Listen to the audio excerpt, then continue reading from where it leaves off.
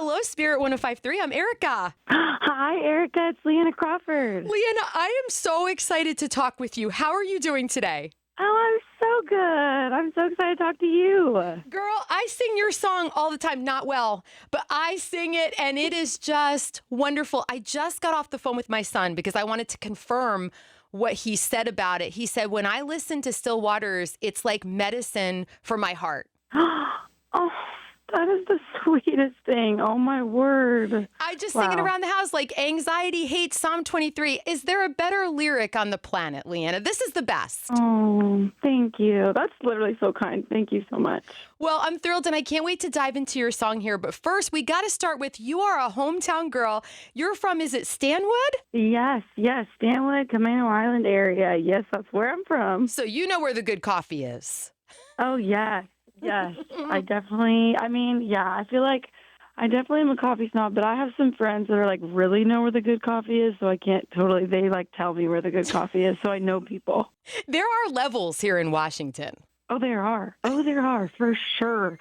And I'm very thankful I have like some real good like coffee connoisseur friends because they just like tell me where I need to go. Yes. Okay, so since you're a PNW girl, you know we have the best coffee. What else do you love about this part of the world? What do you appreciate? Oh, I love it. And I don't think I really appreciated it until I moved to Nashville. I moved to Tennessee like 7 years ago, and I always loved it growing up. But I think just like as soon as I became landlocked, I was like, oh, I'm missing the water every day. Yes. And the mountains, and like it's just such a beautiful, like it really is such a beautiful area. And it's so funny because I don't mind, like I actually love like the rain and like the gray. But, like, not, like, every day. Like, I like it in, like, little doses. So I think that's what, like, the difference. I think it's so beautiful up there. I miss the trees. Oh, I know. The Douglas firs won my heart when I moved here about 6 years ago. So we kind of swapped. I'm from the Carolinas. So funny. But there is just something about seeing the snow-capped Olympics over that bright blue sound. I didn't even know what a sunbreak was till I moved here. I love it all.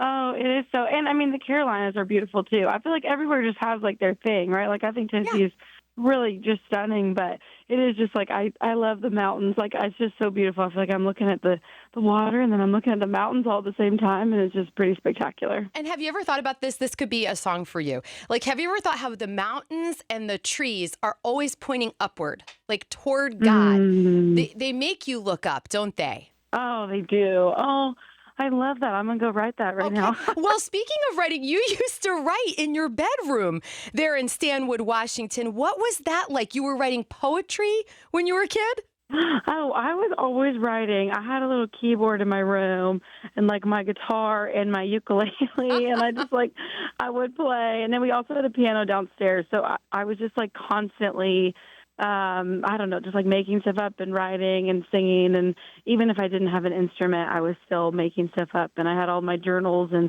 they would always be like, just ideas written in them or whole songs or whatever. And it was just, that's just what I did all the time. And I loved it. And it was like such a beautiful place to grow up too, because it was just so much inspiration, even in just like God's creation everywhere I looked. And so, yes, always writing a lot in my room late at night, probably when I should have been sleeping, but also just kind of writing and singing all the time. What would you say to a kid, especially who's writing songs in their bedroom now, today? How would you encourage that kid? Oh, I would say keep writing right when you're inspired. Also, the hardest thing to do right when you're not inspired. I feel like that's also something I'm like, I need to do that too. So I would just like write all the time, and then find people that you trust that can like give you honest feedback and like share your songs. Don't be afraid to like, don't be afraid to like edit, like change words. Like obviously if you believe in something, like, stick with it.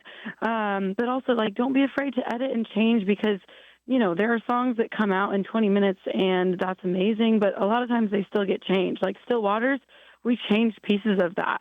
Like it didn't all happen right away, which is like, I think that's just like a thing that, sometimes it happens in 20 minutes and sometimes it takes days. And it's a little scary at first to change stuff and edit, because you're like, this is my baby. But when you're able to take feedback, that definitely helps. Leanna, you are such a delight. Let's talk about your great Aunt Maureen. I have been looking forward to this moment. Who starts a song like this? And it works so beautifully. Who is she? I want to know everything about her. Yes. Oh my goodness. She was my mom's aunt. And she actually led my mom to Jesus and was Wow. super inspirational for my mom, and then also for my dad later because he found Jesus later in life too. And so he got to meet my mom's aunt, my great Aunt Maureen, when they started dating, and she was just like this amazing woman, and she loved the Lord. She loved people. She was actually a missionary like all over the world. I need to like double check the country that she was actually in, but she and her husband, my great uncle, they were like everywhere. And when she was in her 40s, she found out that she was going blind. Oh, And when she found that out, she decided she was going to memorize like the whole Bible, which is just wild. And I think too, because like back then, she was like, if I don't know it, I'm not going to be able to have it because they didn't like maybe have the Bible on audio yet. So like, but what a beautiful thing, right? She was like, I'm going to memorize it, and she memorized most of it. And my mom and dad would like tell me about my great aunt. But growing up in the Northwest, towards the end of her life, she was in Pennsylvania, and so we took a trip out there to see family, and we got to spend some time with her. And I oh, was like middle school, and she was 103 years old, and it was just like the sweetest meeting. And of course, I was like testing her Bible knowledge, but I was like, "Do you really have it memorized?" And she was just the sweetest little 103-year-old woman, and she was just like, "Yeah," like she would just like say it, and it was this beautiful thing. And she had such a peace about her, like she was just so full of like peace, and you could just tell like she knew and trusted that the Word of God was true, like for every season of her life. And it was such a beautiful example of like just a testament of faith. Like she just like loved the Lord, and she loved people. And something when we were there, we had just spent just a couple hours, and there were people that were calling her from all over. She's 103 years old, and they were calling her, asking her for prayer. So she's like 103 years oh. old and still ministering and praying over people, and she just like would pray for them right then. And it was so cool. And I was like, I want to be like that when I'm 100. If I make it that long, I want to be Yes. like great Aunt Maureen. Girl, it's in your genes. You've got nothing to worry about. I hope so. What do you think that your great Aunt Maureen would think? I mean, maybe she already knows. I have a feeling that in heaven they get these little windows to look down on us. Like, what do you think she would Mm, say? When you get to heaven someday, let's put it this way, and she finds yeah. out you wrote a song and you put her name in it, how do you think she would react? Oh, I mean, I think she'd probably cry. I feel like my Yes. mom, when I sent the song to my mom was just like, she's so overwhelmed. She loved it so much and still loves it. And she has been able to come, like she comes to, some of my shows, and she's always just like, so like, it's just a very sweet thing. And my dad too, like they're just like, it's so beautiful to get to share her legacy. And so I think she would be like very honored, but she was also a very sassy woman, I think, because when I met her, she was like, maybe like just when you get older, you're really sassy, but like very cute sassy. Like it was so sweet. So I feel like she'd probably have like a sassy comment that was very funny Oh. about it. She's probably like, you have a whole song about me, but I don't know. She'd probably be so cute about it. Well, I just wonder how many other people she is leading to Jesus through her testimony. I mean, it's just so beautiful to consider. Oh my goodness, it is. And it's like, too, I think about that, and just like I only met her once, but her prayers over my mom, over my dad, and like over my family, I'm like, I don't think I would know the Lord the way that I do without her prayers and like without her faith. And so I'm just like so thankful because I think about like just her generational faith and the way that she like passed it on. Mm. And I'm just so grateful for that. And so to get to like share her story, and like it feels a very like hopeful story too. And such a beautiful thing maybe for families to even be like, yeah, I can pray over my family, over my kids, over, my nieces, my nephews, my friends. And it really does matter and make an impact. Mm. And I also want to bring up Psalm 23 here because I really think it's one of the most comforting passages in the whole Bible.